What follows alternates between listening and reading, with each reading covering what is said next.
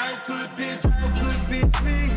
If I could take you up in paradise up above. If you would tell me I'm the only one that you love, life would be a dream. Sweetheart, hello, how again? Shaboom, boom, familia, boom. They don't know, shalang, life could be a dream. If only all my precious plans would go.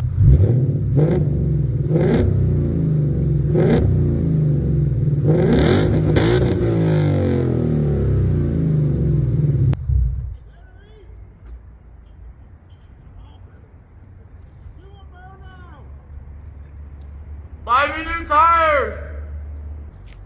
This car has not started in a few weeks. Hopefully she starts on the first try. I don't see why not.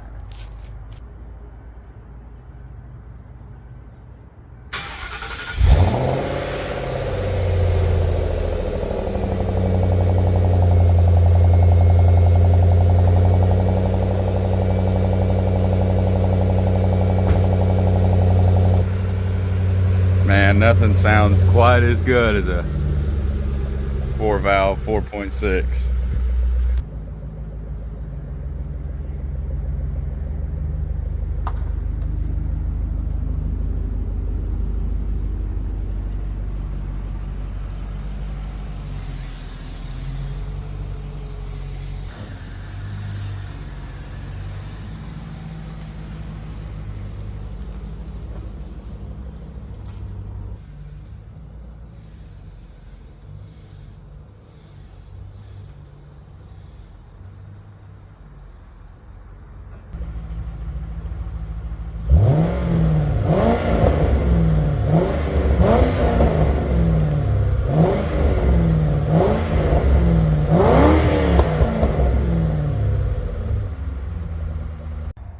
What the hell?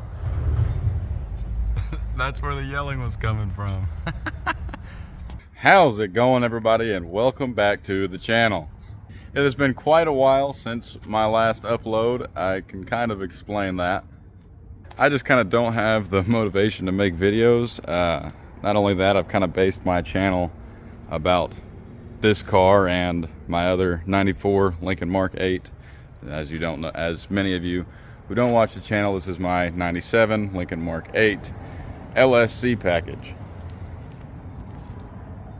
I've been having quite a few issues with this car, mainly pertaining to the air ride suspension. For some reason, the compressor will not kick on to fill the bags. Now, I have replaced the air ride control module, I've replaced the compressor. The only thing that leaves me to believe is that little pigtail that plugs into the compressor that sends power from the air ride control module to the compressor is probably bad. I'll probably pull that off of my 94, considering I'm going cool swapped on that one. But this one will forever, as long as parts are available, stay on air.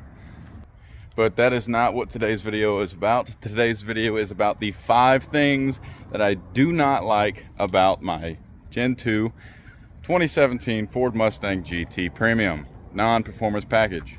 Now, if you consider buying one of these cars, this video will kind of pertain to you. If you're going to be daily driving these cars or driving this car, you're going to want to know what are the little nitpicky things that come along with it. You know, it's an amazing car performance-wise.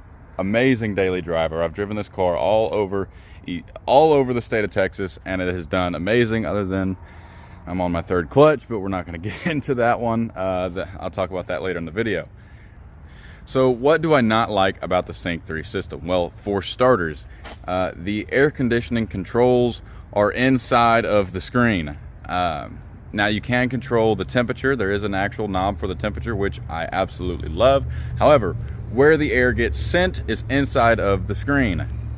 For whatever reason, this car, every time I turn it on, auto defaults to auto. Sometimes it'll send air to the floor, sometimes it'll send air to me, but I just like the air to come out of the vents from the top. The bottom vents don't exactly work. Look at these guys. They're just up here living life, man. What the hell is going on? Anyway, the air, it is very annoying because you have to go through the screen. Now, and if you know anything about the Sync 3 system, it is very, very slow. The great thing about it is, in the 2017 and up cars, it has Android Auto and Apple CarPlay, so I don't really have to deal with it on long road trips. You just set it to whatever, and it's fine. But the problem is, the automatic mode itself sucks. It never goes to the correct temperature that you want it to. Previously, my daily driver was a 2008 Lexus LS460, and that car's automatic climate control mode was phenomenal, amazing.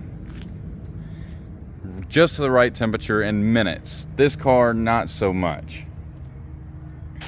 The air conditioning in this car from 1997 is miles better than this car.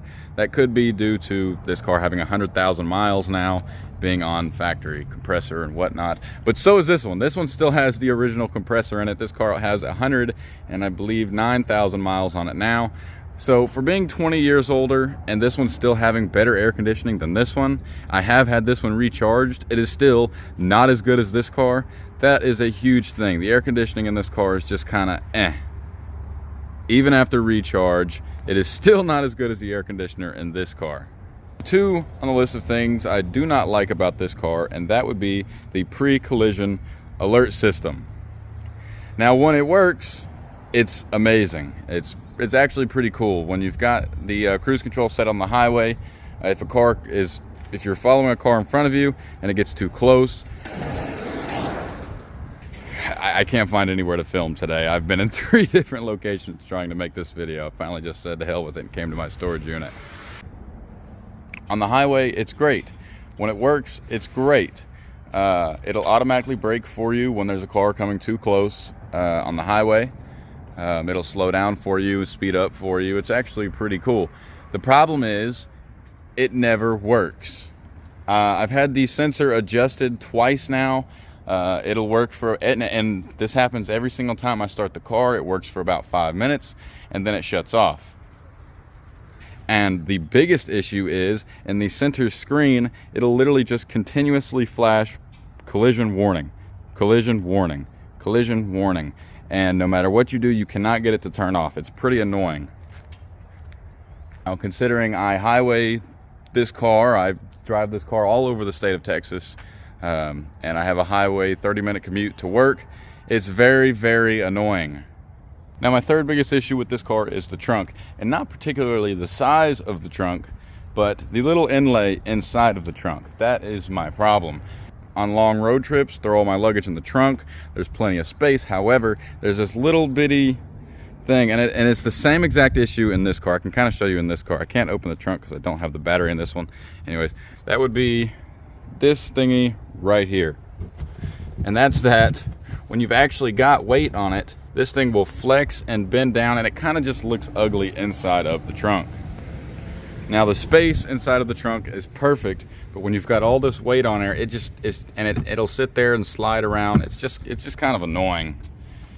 They should have put like a thin layer of metal in between it instead of just being this soft cardboard, but I digress. Now, the fourth thing that I absolutely hate about this car, and that would be the MT82. It's a huge love-hate relationship, and it doesn't exactly pertain to the transmission itself, but the factory parts that surround it. Number 1, the clutch. Number 2, the shifter. Now, first, I'll start with the shifter. This is a factory shifter. I do have a different shift knob on here, but the shifter itself, in normal everyday driving, it is great. It's perfectly fine, super smooth, super notchy. The problem is, with spirited driving, and now this is not so much a big deal now that I have an aftermarket clutch in it, but when the stock clutch was in this car, the first and the second one, gear lockout is a huge problem. I'm talking like anything above 6,500 RPM, second to third, forget it. Third to fourth, maybe fourth to fifth, forget it, impossible. Even when I had a stock clutch, I put the SR Performance 20-pound clutch spring. It did help with the feel a little bit, but still, there's the problem of gear lockout. Now, in a street race in Mexico, in a manual car, shift time is very, very important. With a stock clutch and stock shifter in this car, that is a huge problem. That is something you will have to address. That is the very first thing that you need to address when you get one of these cars. Now, I have already been through 2 factory OEM Ford clutches, throwout bearings, and everything. Finally, on the 3rd try, I put a badass exity clutch in it. Now, the second problem, again, not exactly pertaining to the MT82 itself, but the parts around it, and that would be the clutch. I don't even think it's necessarily a clutch problem, more as the Ford OEM throwout bearings. The very first time the clutch went out was a week after I bought this car. Now, I had heard on the forums that the clutches in this car were a huge issue. People have had many problems with them, and there's other people that have had no problems with them, are on boosted setups and are still on a stock clutch and perfectly fine. And I've been through 2 stock clutches. I have pulled the transmission out of this car 3 times now. Well, 2 times. I pulled the transmission out of this car twice. Both times, pulling the transmission, the throwout bearing has come out in pieces. Now, the first time when this happened, I figured, okay, I bought this car with 89,000 miles on it. This all looks like factory stuff. 90,000 miles. This car was probably abused, because who doesn't buy these cars to drive them and have fun in them? It also came from New Jersey, so there's also that. This car got from New Jersey to Texas, but anyway. Now, first time I pulled the clutch, throwout bearing in pieces, destroyed the clutch in the process, and destroyed the flywheel in the process. Again, 90,000 miles on the car. I figured, okay, I should have expected this going into it. Now, the second time was 3,000 miles later, I think at 93 or 94,000 miles. Again, and the same thing happened. Clutch pedal gets stuck to the floor under spirited. It was doing some spirited driving, but the clutch pedal gets stuck to the floor. Immediately in my head, I'm thinking, all right, throwout bearing again. Are you serious? Pull the transmission. What do you know? Maybe I can show you a picture on the screen. Throwout bearing in pieces. Clutch destroyed. I've actually got the second clutch and flywheel sitting over here. And maybe I have the throwout bearing sitting over here as well. Now, this was about 2-3 months ago, so this stuff has been sitting in here. It's a little rusty now. This is the second pressure plate, and this is 3,000 miles, by the way. No drag racing, nothing like that. When I pulled this clutch, it came out in pieces. All of this in pieces. Here's one of them right here. I forgot to put that back on the car. We're gonna ignore that. Here's the flywheel. The second flywheel, it's a little rusty, but it was a lot of heat spot, a lot of everything all over it. Yes, the throwout bearing. This is the second throwout bearing. Again, this is sourced from Ford.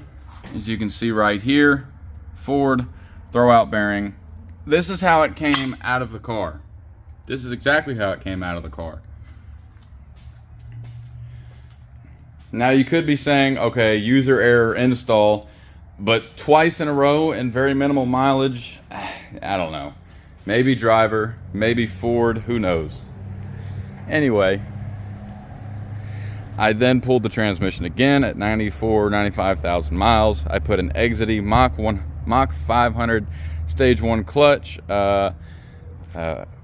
exity flywheel, and the exity throwout bearing that came with it, as well as a pilot bearing. All of that replaced a third time. I'm now going on 101,000 miles, going strong. Love this clutch. This clutch is amazing, by the way. No gear lockout. There is from time to time, but that's still due to the fact I have the stock shifter, but 80 to 90% of the time I'm hitting gears no problem. Now, my 5th biggest complaint about this car, that would be the IRS suspension. So as you know, this is the S550 platform. Starting in 2015 with the new body style, Ford implemented the IRS suspension, which is also a love-hate relationship. Now, if you are tracking the car, not drag racing, you're actually on a track, amazing. Absolutely amazing. If you're like me and you attend a lot of Mexico street racing events, the IRS and factory configuration is awful. This car, albeit not making nearly as much power as that one is, also has IRS suspension, but I haven't ever had a problem with wheel hop on this car. It also has air suspension on this car. The problem is, launching this car at higher RPMs, that rear end has a lot of wheel hop and you're not really getting anywhere. Now this is due to the kind of cheap rubber bushings in the rear end. This car really does not like to be launched. Now this is an easy fix with some modifications, but if you're going to be buying one of these cars stock, that is something you will have to consider. You're gonna need to address the clutch, you're gonna have to address the shifting situation, and you're gonna have to address the IRS. Out of the box, these cars are great, and they have so much untapped potential. That's kind of my last, that's kind of the two real complaints about this car. But again, if you're buying this car for daily driving and spirited driving, these are kind of the little nitpicky things you're gonna get when you buy one of these out of the box. Again, there are mods you can do to fix the wheel hop issue, but out of the box, that is something you will have to address. If you're new to the channel, please like and subscribe. I've got a lot of older videos that I made of these cars. If you're interested in learning about my 97 Lincoln Mark 8 or my 94 or even my 1989 Lincoln Mark 7 Bill Blass edition I did a review video over that. Anyways, thank you guys for watching. Peace out until next time.